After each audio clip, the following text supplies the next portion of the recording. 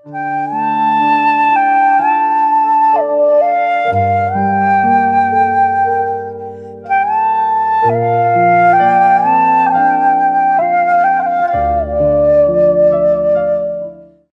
कविता कितव्या वर्षी लिहिली होतीस?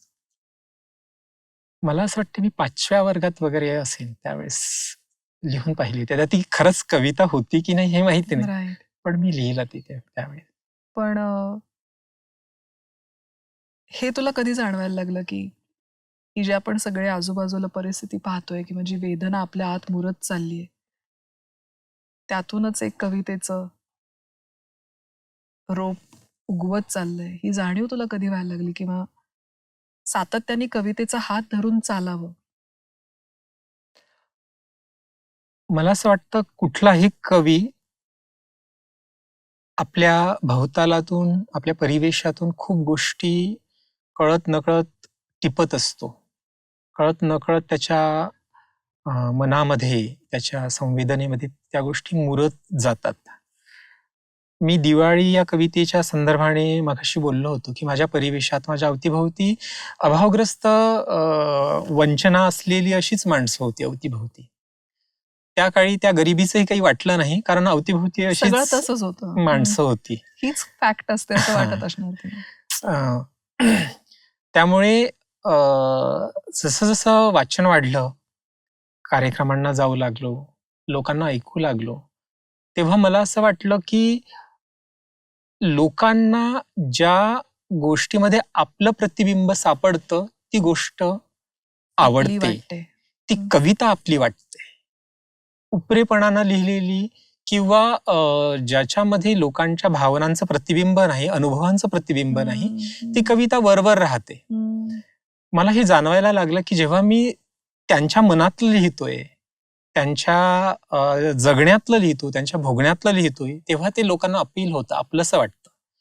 अर्थात माझं दुःख हे अनेकांचं दुःख असेल, म्हणून लोकांना ते आवडत असावं. आणि मग या जाणीवेतून वाटत राहिलं की लोकांचं जे काही आहे ते आपल्या कवितेतून आलं पाहिजे. आणि पण जेवढं पर्सनल लिहू तेवढं ते युनिव्हर्सल असतं हां, असं म्हणतात. व्यक्तीकडून समष्टीकडे. तर कवितेचा प्रवास असाच होत असतो. आणि जेवढं व्यक्तिगत असतं तेवढंच ते वैश्विक पण वैश्विक असतं. होतं. बरोबर. त्याच्यामुळे कवितेचा प्रवास तो असा झाला आणि मग लोकांच्या प्रतिक्रिया यायला लागल्या. अपूर्ण कविता ज्याचा तुम्ही उल्लेख केला, तर मला शेकडो फोन आले महाराष्ट्रभरातून. आणि भावांचे आले आणि बहिणींचे पण आले आणि अनेक जण फोनवर रडले माझ्याशी बोलताना. तर मला असं वाटलं की कारण ते माझं वैयक्तिक दुःख होतं, पण ते माझ्या एकट्याचंच दुःख नाही राहिलं, ते जगातल्या अनेक भावांचं आणि बहिणींचं ते दुःख झालं. तर कवितेचा प्रवास मला वाटतं असाच होत असावा. आपण मगाचपासून प्रेक्षकांना अपूर्ण कवितेविषयी सांगतोय, पण मला आता ती तुझ्याकडनंच ऐकायची. मी अनेक कार्यक्रमांमधनं ऐकवते, पण तू कसा वाचतोस ही कविता मला ऐकायची. बरं. अपूर्ण कविता. शाळा सुटल्याच्या दीर्घ घंटेचा आवाज विरत नाही तोच. सुसाट वेगानं मी पोहोचायचो घराच्या दारात. पाठीवरलं दप्तर फेकून घोड्यागत उधळत पोहोचायचो मैदानात. मस्तवाल बैलासारखा धूळ मातीत बेभान होऊन मिरवत राहायचो स्वतःच पुरुष असणं. तीही यायची शाळेतून. तीही यायची शाळेतून. 4 रांजण पाणी, घर अंगणाची झाडलोट, देव्हाऱ्यातला दिवा लावून ती थापायची गोल भाकरी अगदी मायसारखीच. अन बसून राहायची उंबऱ्यावर, रानातून माय येईस्तोवर. ती चित्र काढायची. ती चित्र काढायची, रांगोळ्या रेखायची, भुलाबाईची गाणी अन पुस्तकातल्या कविता गोड गळ्यानं गायची. ती चित्र काढायची, रांगोळ्या रेखायची, भुलाबाईची गाणी अन पुस्तकातल्या कविता गोड गळ्यानं गायची. धुनं भांडी, सडा सारवण, उष्ट खरकट सारं मायवानीच करायची. वा.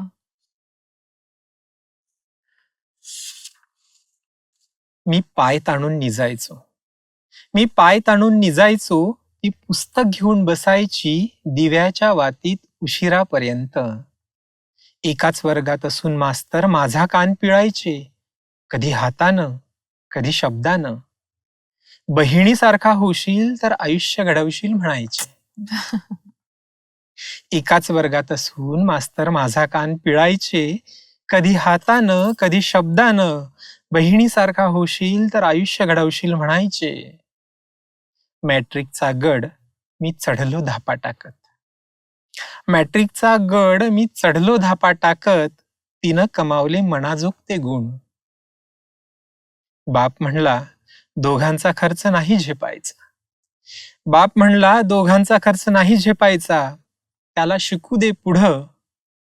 टचकन डोळ्यात आलेलं पाणी तसंच माग परतवत ती गुमान बाजूला झाली पाठच्या भावाच्या रस्त्यात.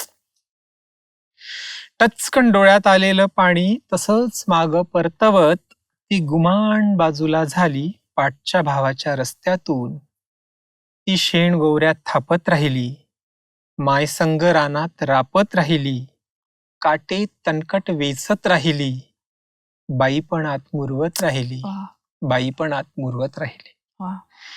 तिच्या वाट्याचा घास घेऊन मीही चालत राहिलो पुस्तकांची वाट. तिच्या वाट्याचा घास घेऊन मीही चालत राहिलो पुस्तकांची वाट. कळत गेलं तसं सलत राहिलं तिनं डोळ्यातून परतवलेलं पाणी. वा. तिला उजवून बाप मोकळा झाला. तिला उजवून बाप मोकळा झाला. मायला हायसं वाटलं, मी मात्र गुदमरतो अजूनही अव्यक्तशा ओझ्याखाली, अव्यक्तशा ओझ्याखाली. दिवाळी रसाळी राखीला ती येत राहते भरल्या मनानं. दिवाळी रसाळी राखीला ती येत राहते भरल्या मनानं. पाठच्या भावाच्या वैभवाने हरकते, बोट मोडून काढते दृष्ट, टचकन आणते डोळ्यात पाणी.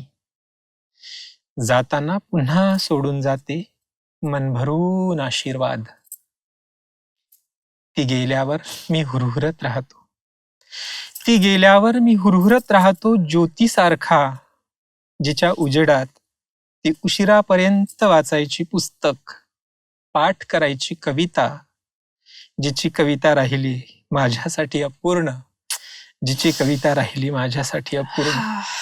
मगाशी आपण गप्पा मारत होतो तेव्हा सांगत होतास की तुझं पोस्टिंग पुण्यात झालं होतं आणि पुण्यातलं पोस्टिंग तू नाकारलंस. म्हणजे लोक आणि मुख्यत्वे साहित्य वर्तुळात राहण्यासाठी असण्यासाठी पुण्यात याला लोक धडपडत असतात, पण तू ते नाकारलंस कारण तुला आईच्या जवळ राहायचंय, गावाशी असलेली नाळ तोडायची नाहीये, असं तुझं ठाम मत होतं. आणि तू ती तू पुन्हा यवतमाळला तुझी करवून घेतलीस पोस्टिंग.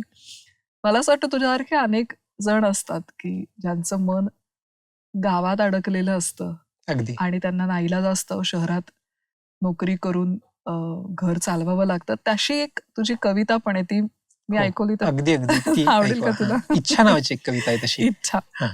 त्याला पुरतं ठाऊक आहे, बायकोचा जीव अडकलाय जमिनीच्या हिश्श्यात, पोरीचा जीव अडकलाय आजाजीत, आणि त्याचा जीव फेर धरून नाचतोय सारांच्यात वाईटुळीसारखा, म्हणजे वावटळीसारखा. हा. हा. आणि त्याचा जीव फेर धरून नाचतोय साऱ्यांच्यात वाईटुळीसारखा. म्हाताऱ्या मायबापाला जीभ उचलवून म्हणवत नाही शहरात चला. पोरीच्या कॉन्व्हेंटनं बायकोच्या सैल हातानं त्याचा झालाय बैल मुस्क बांधलेला.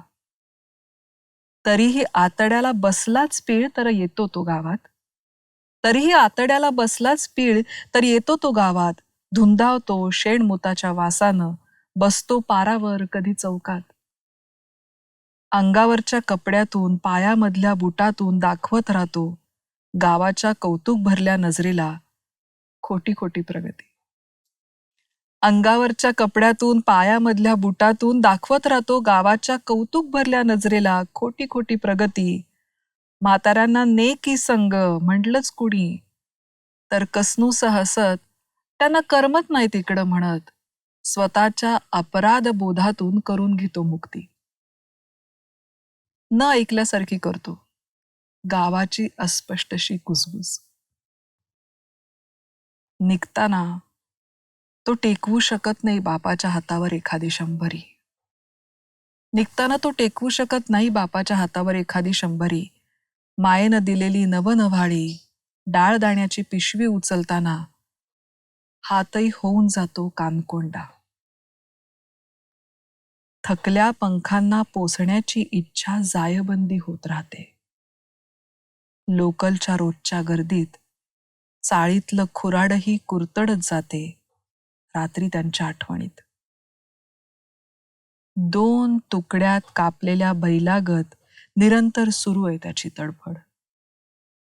2 तुकड्यात कापलेल्या बैलागत निरंतर सुरू आहे त्याची तडफड. स्वप्नात गाव खिजवत राहते, दिवसा शहर झिजवत राहते. स्वप्नात गाव खिजवत राहते, दिवसा शहर झिजवत राहते.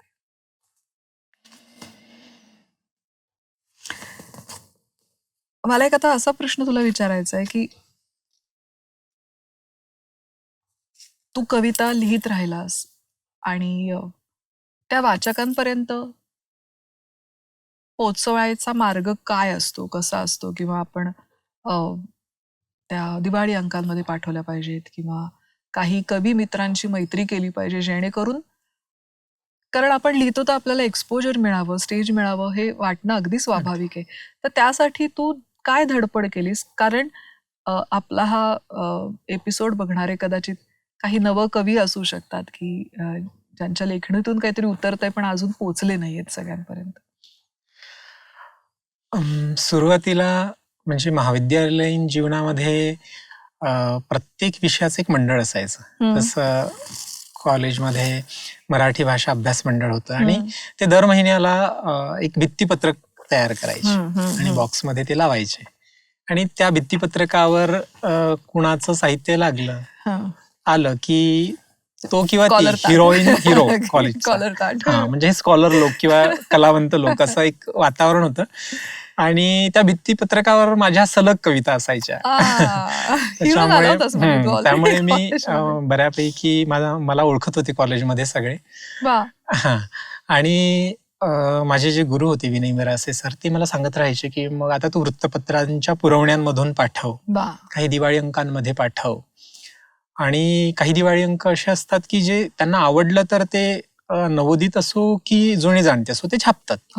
आणि मला चांगला अनुभव आला. देशोन्नती, लोकमत अशा वृत्तपत्रातून मी पाठवत राहिलो. MA ला असताना नारायण कुलकर्णी कवठेकर जे दिग्गज कवी आहे मराठीतले, त्यांनी एक सदर चालवलं होतं नवोदित कवींसाठीचं, असे कवी अशा कविता. आणि मी सहज म्हणून माझ्या काही कविता पाठवल्या त्यांना आणि त्यांनी माझ्या 4 कवितांची निवड करून एक मोठा कॉलम त्या कवितांवरती लिहिला होता. आणि माझा आत्मविश्वास दुणावणारी ती गोष्ट होती की एवढ्या मोठ्या दिग्गज कवींनी आपल्या कवितांची निवड केली आणि त्याच्यावर ते भाष्य करत आहेत. ते कात्रण मी अजून जपून ठेवलेलं आहे. आणि मग मला वाटायला लागलं की निश्चितच वृत्तपत्रात किंवा अशा मासिकांमधून आपल्या कविता येऊ शकतात. मग मी ते सातत्याने पाठवत राहिलो. पण तो जो वेग होता किंवा संख्या होती पाठवण्याची तर ती फार कमी होती. या बाबतीत मी थोडा आळस केला त्या काळामध्ये. कारण मुख्य ध्येय हे होतं की चांगले पर्सेंटेज मिळवायचे, चांगल्या पदव्या मिळवायच्या आणि चांगल्या जॉब मिळवायचा आणि सेटल व्हायचं. कारण हे ऐकलेलंच होतं की कवितेने पोट भरत नाही, खरं तर मन भरतं, हृदय भरतं. आणि त्यावर माझं असं उत्तर आहेच की कविता ही काही पोट भरायची वस्तू नाहीये, गोष्ट नाहीये. कविता ही अख्ख्या आयुष्याला व्यापून उरणारी गोष्ट आहे. तिला अशा कुठल्या गरजेमध्ये आपण नाही बसू शकत. तरीही आपण व्यवहाराचा जेव्हा विचार करतो तेव्हा काही गोष्टी आपल्याला पटतात की छंद एका बाजूला आणि आपली भाजी भाकरी एका बाजूला.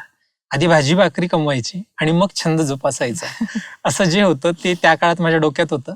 त्याच्यामुळे एका बाजूला कवितेचा प्रवास सुरू होता पण त्याची गती फार नव्हती. आधीमध्ये पाठवायचो, छापून यायच्या कविता, कौतुक व्हायचं. पण जसं आम्ही नोकरी करायला लागलो, थोडीशी स्थिरता यायला लागली, असा हा वेग वाढला. वाढवलंस. आणि जवळपास सगळ्या नामवंत दिवाळी अंकातून, वृत्तपत्रातून कविता आणि अलीकडच्या काळात कथा पण यायला लागलेल्या वा. आहेत. वा. काय कविता ऐकवतोस? आता मला वाचता यायला हवं नावाची एक या वा शीर्षकाची वा कविता आहे. वा ऐकव ना. मला असं वाटतं की कवीनी आपले डोळे सदैव उघडे ठेवले पाहिजे. हम्म. अं, टिपत राहिलं पाहिजे त्याने. अशाच आशयाची ही कविता आहे. मला वाचता यायला हवं. हम्म. मला वाचता यायला हवी झाडांच्या अंगावरली पानांची भाषा. मला वाचता यायला हवी झाडांच्या अंगावरली पानांची भाषा, हिरव्या अक्षरातली वाचून उकलता यावं फुलांच्या गर्भातलं आदिम गूढ. वा. मला वाचता यावी आदिवासी स्त्रीच्या देहावरची गोंदण लिपी. वा. मला वाचता यावी आदिवासी स्त्रीच्या देहावरची गोंदण लिपी अन लागावे संदर्भ तिच्या उरात गोठलेल्या विजेरी युगांचे. मला वाचता याव्या अजूनही गावकुसावर तरंगणाऱ्या घरांच्या ओळी. वा. मला वाचता याव्या अजूनही गावकुसावर तरंगणाऱ्या घरांच्या ओळी, अंधाराशी झुंजणारी टेंभ्यांची मिणमिणती अक्षरे. वाचता यावे बापाच्या हातावरले चरे आणि भेगांनी लिहिलेलं मातीचं रुदण. उमगावे गावाच्या डोळ्यात साचलेले मृत पानवठे. मला वाचता यावी. मला वाचता यावी आटलेल्या पाण्याची अंगाई. ऐ गो.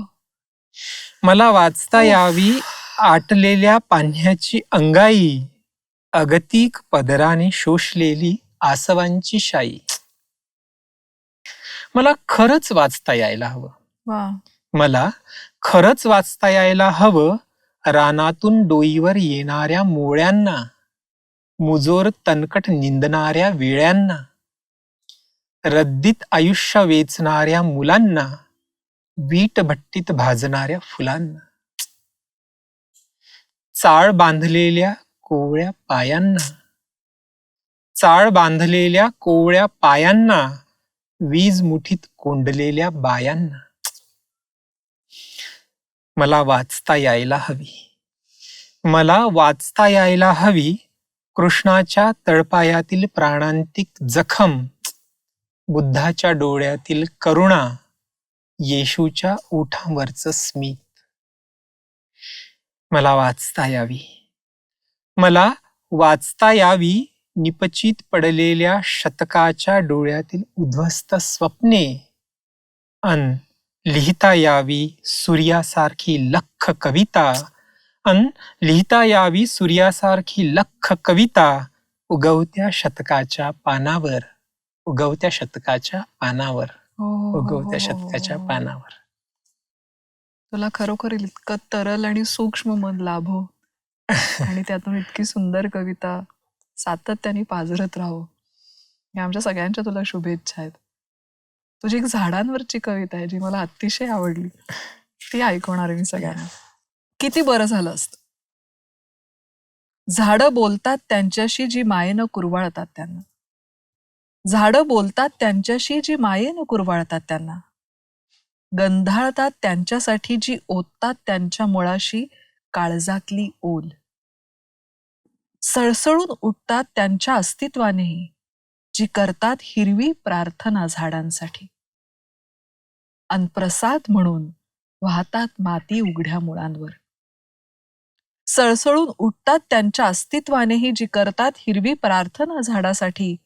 अन प्रसाद म्हणून वाहतात माती उघड्या मुळांवर. झाडं खळखळून हसतात त्यांच्या पुढ्यात. झाडं खळखळून हसतात त्यांच्या पुढ्यात, जी लाडाने करतात त्यांची वेणीपणी. आतले कड अनावर झाले की झाडं त्यांना बिलगतात अदृश्य हातांनी, जे दाखवत राहतात त्यांना आपल्या अंतस्थ डोहाचा तळ निर्मळपणे.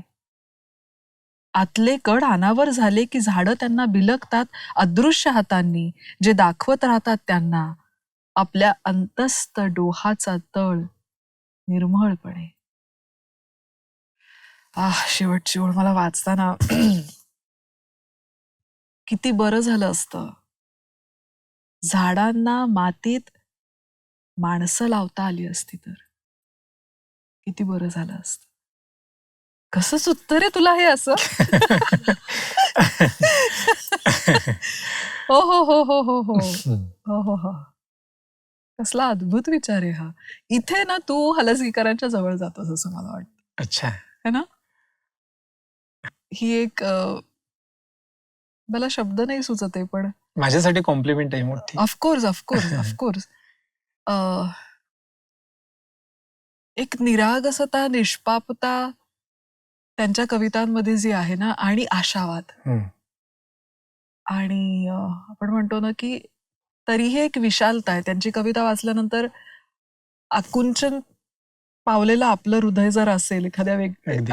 काय म्हणतो आपण त्याला निराशेच्या क्षणीचं ते उचललं आपण ते आपल्याला विस्तारत नेते ती अगदी. कविता. तशा तुझ्या काही कविता आहेत आणि मला असं वाटतं की माझ्या तुझ्यासाठी फेसबुकच्या पेजवरती पण कॅप्शन म्हणून त्यांच्याच ओळी आहे दत्ता हलसगीकरांच्या. हा कुठल्या ज्यांची बाग फुलून आली त्यांनी त्यांनी दोन थोडी फुले फुले द्यावी. ज्यांचे सूर जुळून आले त्यांनी दोन गाणी द्यावी. खूप मोठा आशावाद आहे साध्या शब्दाचा. साध्या शब्दात. खरंच. वा वा वा वा. काय ऐकवतोयस आता मला सांगतेकडे जायचंय आपल्या एपिसोडच्या. बरं. तुझ्याकडनं 2 कविता ऐकायच्या आहेत त्याच्या आधी. अच्छा. तू असं म्हटलंयस तुझ्या मनोगतामध्ये की माझी कविता कोणतीही वादी झाली नाही. हम्म. तिची ओळख व्हायचीच असेल तर माणुसकीची कविता किंवा माणसांची कविता म्हणून तिला ओळखलं जावं असं मला वाटतं. या मागे तुझी काय भूमिका आहे? मला असं वाटतं की कलेनी मानवतेचा विचार केला पाहिजे. कला ही कुठल्याही गटातटात कुठल्याही कंपूमध्ये बसवायची गोष्ट नाहीये. अर्थातच कविता देखील. त्याच्यामुळे कवितेचं अंतिम उद्दिष्ट मला असं वाटतं की एक सुंदर असं जग निर्माण करावं. मानवतेने भरलेलं, सुहृद माणसांनी भरलेलं भारलेलं हे जग. तर तिथपर्यंत जाण्याचा जो रस्ता आहे तो माणुसकीचा रस्ता आहे, मानवतेचा रस्ता आहे. आणि कवितेनं नेहमी त्या माणुसकीचं बोट धरून ठेवलं पाहिजे.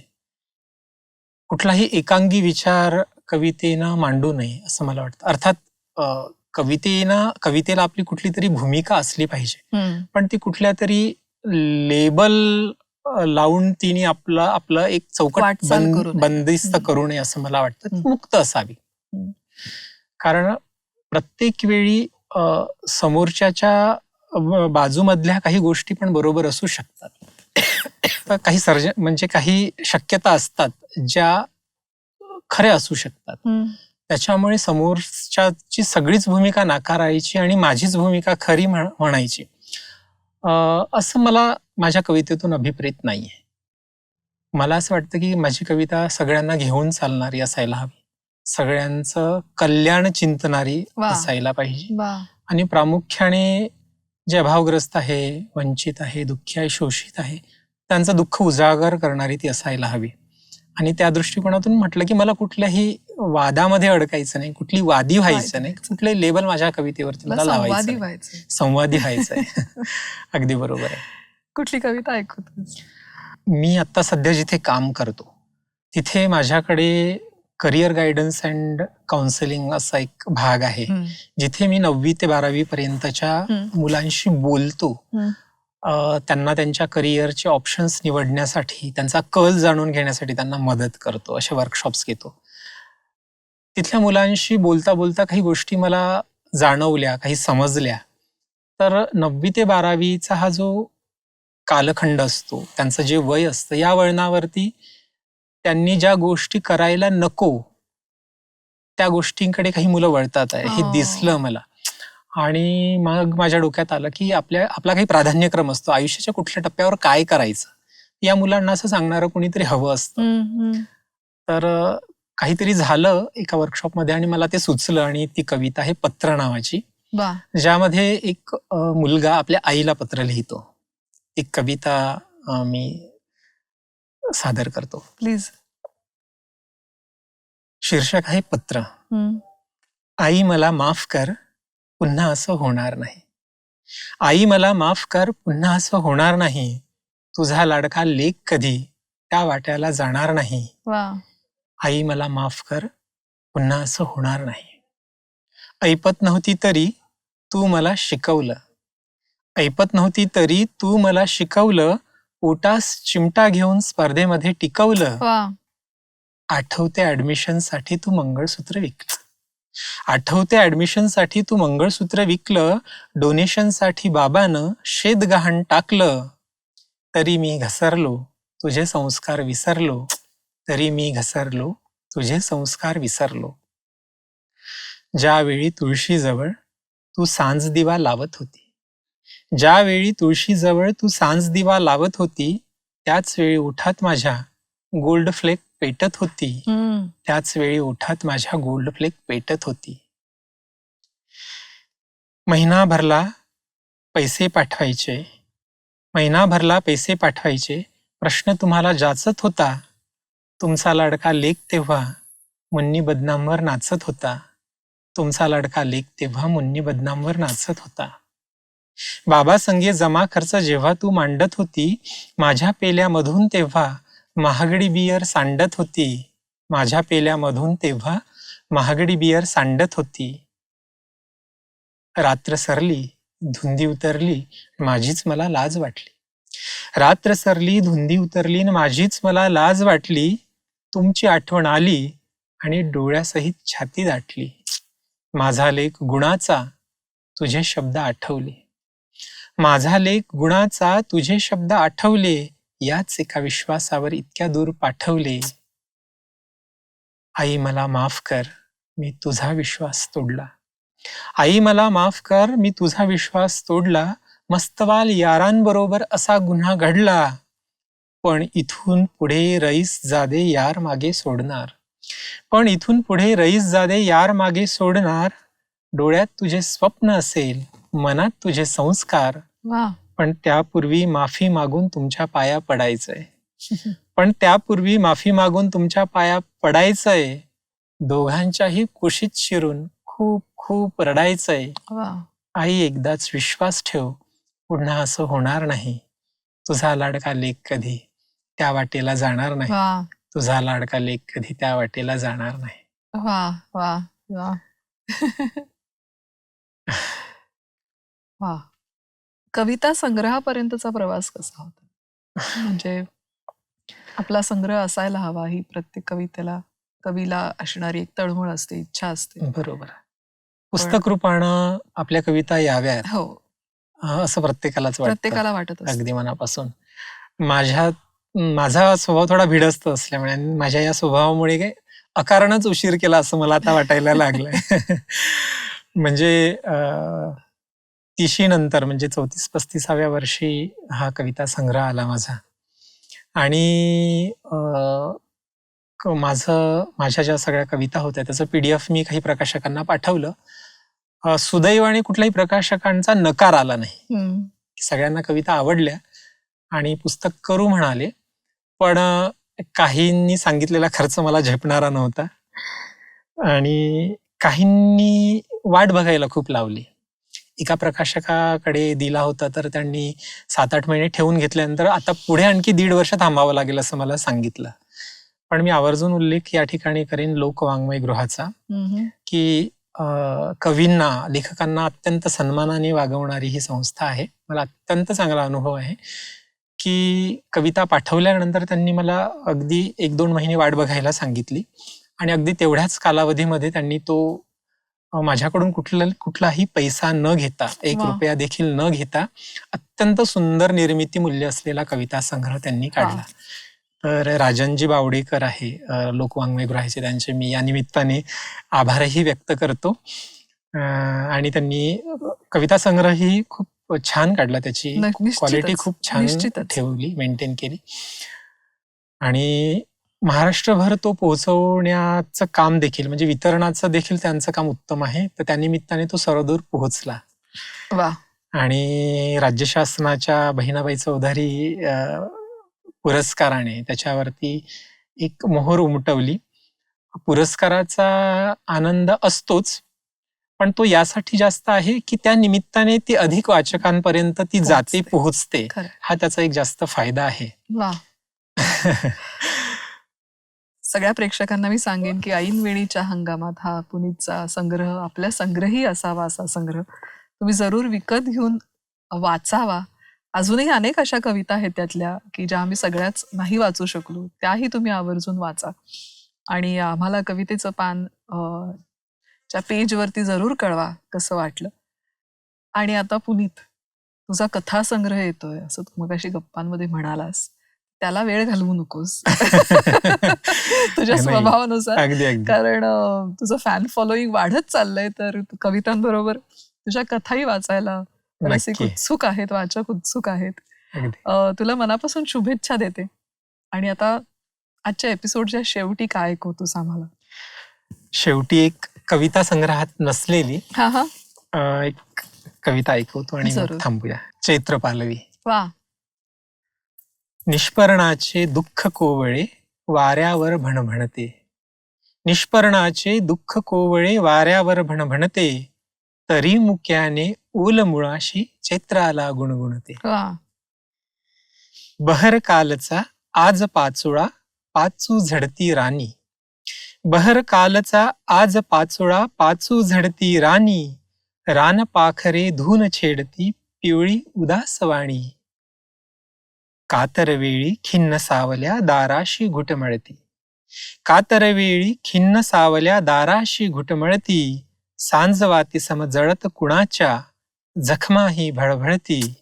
सांजवाती सम जळत कुणाच्या जखमाही भळभळती. क्षितिजावरती पुन्हा उमटते नवांकुराची रेषा. क्षितिजावरती पुन्हा उमटते नवांकुराची रेषा. चराचरातून वाचून घ्यावी ऋतुचक्राची भाषा. वा. चराचरातून वाचून घ्यावी ऋतुचक्राची भाषा. पाचोळ्याला फिरवत भवती जरी वावटळ उठते. पाचोळ्याला फिरवत भवती जरी वावटळ उठते. पुन्हा नव्याने निष्पर्णाला चैत्र पालवी फुटते. पुन्हा नव्याने निष्पर्णाला चैत्र पालवी फुटते. क्या बात आहे. ही चैत्र पालवी साऱ्यांच्याच आयुष्यात येवो अशा माझ्या सदिच्छा आहेत. वा वा वा. क्या बात आहे, क्या बात आहे. पुनीत, कवितेचं पान कडून तुला मनपूर्वक शुभेच्छा. तुझा पुढचा संग्रह कधी येतोय याची आम्ही वाट बघतोय आणि तुझ्या कथा संग्रहाची वाट बघतोय. आणि एक छोटीशी भेट आमच्याकडून तुला आवडणार आहे, कारण दत्ता हलसगीकर तुझे माझे दोघांचे लाडके कवी आहेत. दुजादारी असो फुलांची आरास अंगणी तुळस असो माझ्या. वा. दिव्यांची आरास असो कुणा ठाई देव्हारी समयी तेवो माझ्या. कुणा मिळे प्रभू मधुर पक्वान्न नैवेद्याचे पान पुरे मला. धनाने भरली कुणाची तिजोरी माझ्या उरी हरी हरी साठलासे. ऐसे तृप्त मन दिले सदयाळा. ऐसे तृप्त मन दिले सदयाळा. जन्मांचा सोहळा पवित्रसा. वा वा. जन्माचा सोहळा पवित्रसा. ही कवितेचं पानचे एक नवीन छोटंसं प्रोजेक्ट आहे की आपल्या छान. मनात जशी कविता असते तशी एक घरात असायला हवी. तर काही अजरामर कविता, काही माझ्या लाडक्या कवितांच्या आम्ही आमचा मित्र आहे चिन्मय केसकर, तो ही अच्छा. कॅलिग्राफी करतो. ओके. आणि फार सुंदर. तुझ्या स्मरणात कवितेचं पान राहावं म्हणून ही गिफ्ट. धन्यवाद खूप खूप. भेटूया परत नक्की. नवीन एपिसोड करू. बिलकुल.